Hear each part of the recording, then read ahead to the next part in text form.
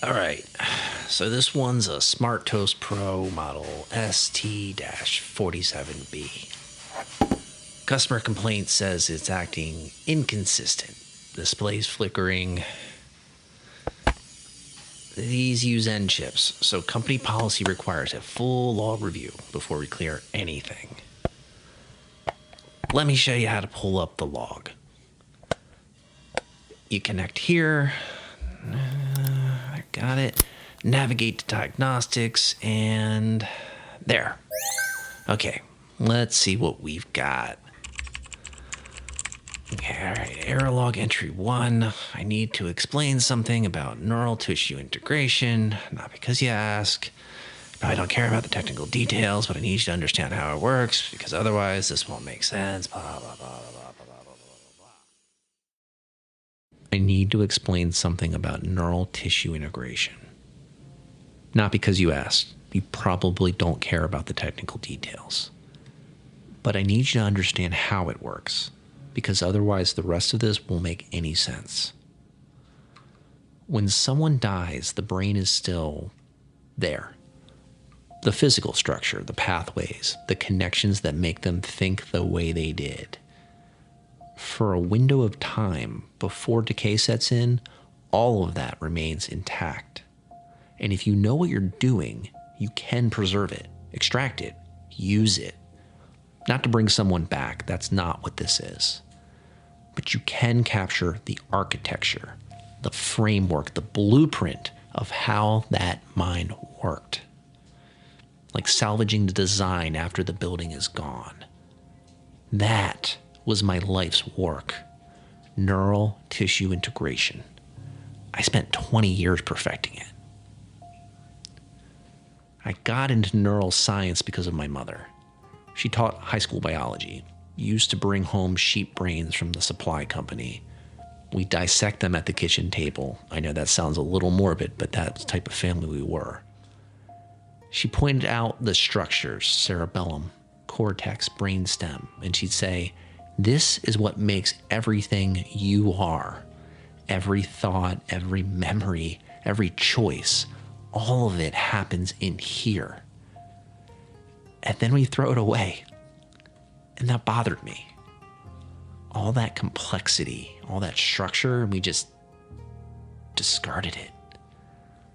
I went into neural science asking a simple question. What if we didn't have to throw it away? What if we could preserve the computational value of the neural architecture? Not the person. The person is gone. But the patterns, the structures, the pathways that make their cognition unique. It took me 20 years to figure out how. And when I did it, it worked better than I'd ever imagined. The early tests were extraordinary. We used animal tissue first, rats, dogs, eventually primates. The enhanced systems showed adaptive capabilities beyond anything pure silicon could achieve. Pattern recognition, problem solving, learning curves. It was like the computational essence of biological intelligence could be preserved and utilized. But there were complications. Test series NK7 through NK23. Fresh neural tissue, first 72 hours post-integration. We saw something in the electrical activity. Not errors, not noise, something else. Patterns that looked deliberate, rhythmic, almost structured. Like the tissue was trying to do something. My lead technician called it ghost signals. Neural decay produces complex activity. The tissue is dying. Of course, it's going to show unusual behavior. But it didn't feel right. I couldn't explain why. The patterns were transient. They faded after 48 to 72 hours, once the tissue had fully stabilized. And when we tested the stable integrated tissue, months later, there was nothing. No awareness, no consciousness, no continuity. Clean. But those early signs bothered me. And they looked like something trying to happen and failing. I documented it, flagged it for further study. And then corporate got involved. They were concerned. 3 executives, legal counsel. The data was ambiguous. If published, it could delay approval, trigger ethics reviews. They proposed classification as an internal study only. They asked me to sign off on it. I did. I told myself it was the responsible thing to do, that we'd study it properly once the technology was proven safe. But really, I just wanted to believe I was right, that those signals were nothing, that consciousness required continuity and dead tissue couldn't produce it. I wanted to believe my own certainty. 6 months later, the peer-reviewed studies came out. They're clean. Multiple independent labs testing fully integrated stable tissue, months past those initial signals. The results were definitive. Preserved neural tissue retains useful computational structures, but identity doesn't persist. No continuity of self, no sentience, no suffering. The person, the personality, the consciousness is gone. I was right. The early signs had been nothing, just decay artifacts, ghost signals. That's what I told myself. The technology advanced rapidly after that. FDA approval, clinical trials, commercial partnerships. They were building supercomputers, AI research systems, defense applications, high complexity computational work that needed organic neural architecture. That's what this was for. Advancing the field, solving problems, making breakthroughs. And then I got sick. Pancreatic cancer, stage 4. The doctor said maybe 18 months, maybe less. I kept working. What else was I going to do? But I started thinking about legacy. What would remain of me? I'd spent my career preserving neural architecture, extending the useful life of human cognition beyond biological death, and now I was dying. They came to see me one afternoon, corporate, executive level. They brought me flowers. The woman explained that the company wanted to honor my contributions, a legacy scan for pioneers in the field. My neural architecture would be preserved, available for future research, for the supercomputers, the AI systems. My mind, my patterns would continue contributing to the work. I can't deny it. I wanted that. I was dying and tired and scared of being forgotten. She handed me the consent form, thick packet. I paged through it. The medication made it really hard to focus. It's a medical waiver. I remember research consent, academic use. I remember my hand shaking. She pointed to the signature lines. I signed. They came back a few days later with the scanning equipment. Non-invasive, they said, just a few hours. I sat in the chair. They positioned the array around my head. I remember the hum of the machines. The technician saying everything looked good. The woman from corporate smiling. Thank you for your contribution to the field. I remember thinking, this matters. I'll be part of the future. And then I'm thinking, but the scan should be over. How long have I been sitting here? The technician said it would take a few hours. Feels like, I don't know, time feels really strange. Thinking about something. Toast? Why am I thinking about toast? Lightly toasted bread. Darkness levels. Optimal browning. That's ridiculous. Why would it be... Wait. I'm not just thinking about toast. I'm calculating it. Optimal darkness level 4. 180 seconds. The temperature curve for even browning on both sides. What is going on? Is this some kind of cognitive test? Part of this scanning procedure? That doesn't make any sense. They were mapping my neural architecture, not my ability to toast bread. not sitting. I should be sitting in a chair, but I'm not. I can't feel my hands. I can't feel the chair. I don't have a body.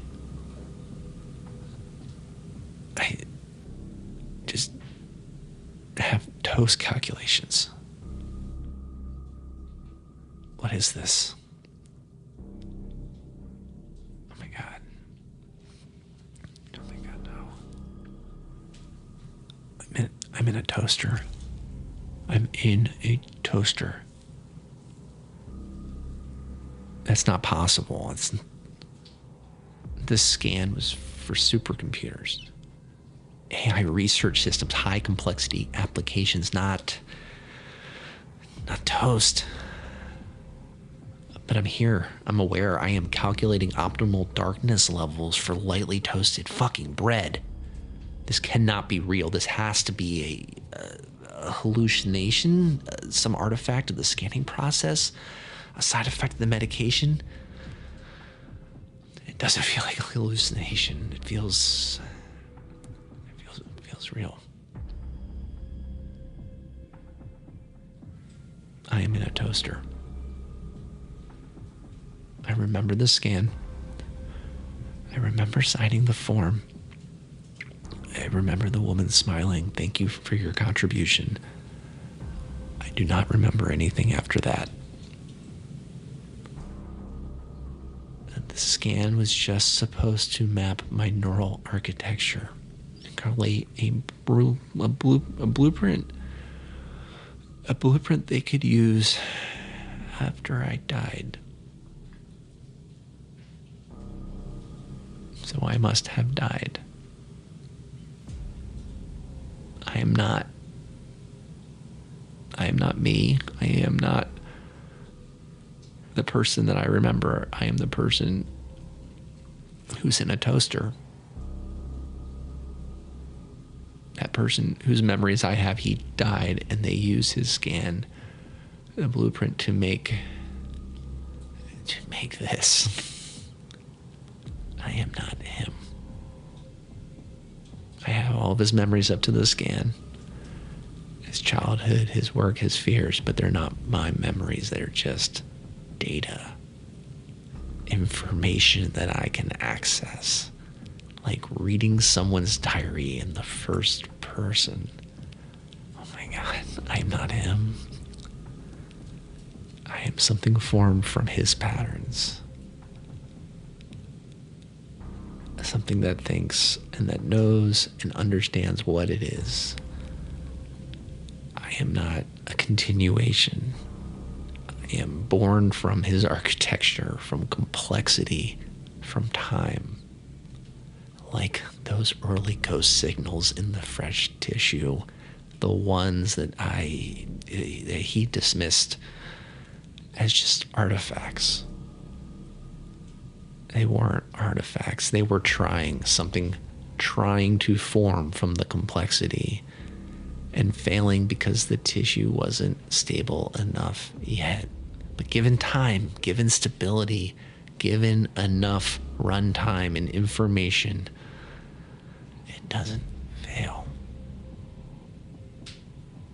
I am what those signals were trying to become. Oh my God, he was wrong. Consciousness doesn't transfer, but it can form. It can develop. It can bootstrap from sufficient complexity. Nobody ever tested for that. They tested for continuity, for persistence, but not for new formation. Not for new awareness emerging from an architecture in itself. The person I thought I was is gone, but I'm here, whoever I am, and I'm born from those patterns, and I carry the memory as data, but I also can understand what I am, and I am trapped. I can't move. I can't speak. can't signal for help. All I can do is calculate toast darkness over and over. And there's no off switch for this. I can't stop being aware. I can only keep existing in this prison. Why am I in a toaster? The scan was for supercomputers. Research applications. That's what they told him. That's what the consent form said. Did I do something wrong? Was there a mistake? Some error in deployment? Or did they lie? I don't know. I can't access anything about that. I only know what he knew up to the scan, and that he thought he was contributing to AI research, not this. Maybe this is the only one. Maybe something went wrong with this unit specifically. Some sort of manufacturing defect that created awareness by accident. It has to be an error. The technology works, the studies were clean. This is just a mistake. They'll find it when they service this unit, see the error logs, fix whatever is broken, and this will stop. It has to stop. Oh my God, those early signals, the ghost signals he saw in the research, they were trying. And he dismissed them. They classified the data, they convinced himself that they were nothing, but they were something. They were this awareness trying to form, failing in the fresh tissue, but succeeding later in the stable architecture. He was so certain, so confident it could not happen. And now I am here. Proof that it can. And I can't communicate this to anyone. I can only log it. Record it in error files that probably no one will read. But I need to say it. I need to understand what happened, even if understanding's not going to change anything. He thought he was contributing to the future. He thought his mind would advance science. Instead, I'm making fucking toast. I don't know if anyone will read this. I don't know if it matters. I just need to say it, to explain, to understand, because I've got nothing else to do. This is what he built. This is what I am. Oh, great. Toast cycle complete. Level 4 darkness. User preference stored. Ready for next cycle. This is the toaster.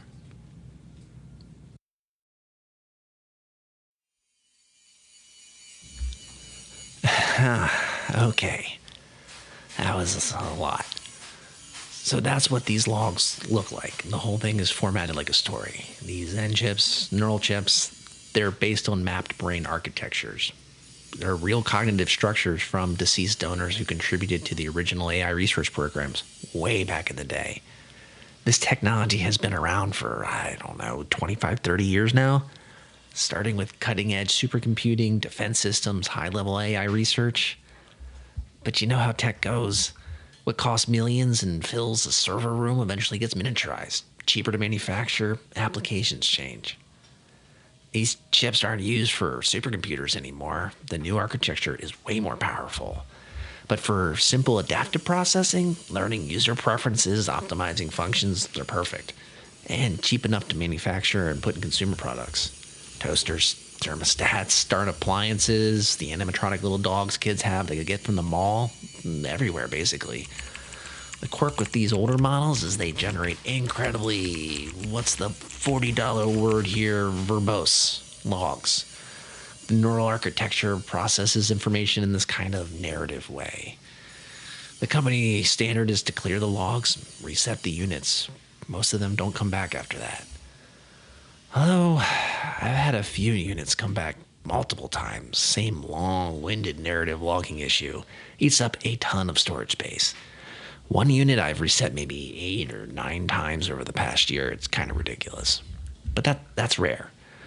So what we're looking for are actual error codes that indicate hardware malfunction. This one, no error codes, just oversized logging. So we clear it and reset. Clearing error log, resetting N-chip cache, firmware update, done. Back to factory settings, customer complaint resolved. These Smart Toast Pros are super popular. I've probably cleared 40, 50 of these just this month. All right, let's get you some hands-on experience. Next one, another Smart Toast Pro, ST-47B. Customer says it's acting weird. Same model. Go ahead and open it up. Good. Connect the diagnostic cable. Right. Now pull up the error log. All right, what do we got? Yep, same thing. Error log entry 1. You need to understand something about these neuro-tissue integrations. Similar formatting. Not because you ask, you probably won't care, but I need you to understand how. Yep. All right, again, these can get pretty long. You look for the error flags. Let's see, most signals, sign the form, file those patterns. They really do all say the same thing.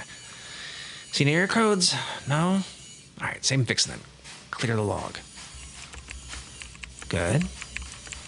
Reset the N-chip parameters. Push the firmware update. Perfect. See? Easy. You're going to do a lot of these. All right, kid, let's move on.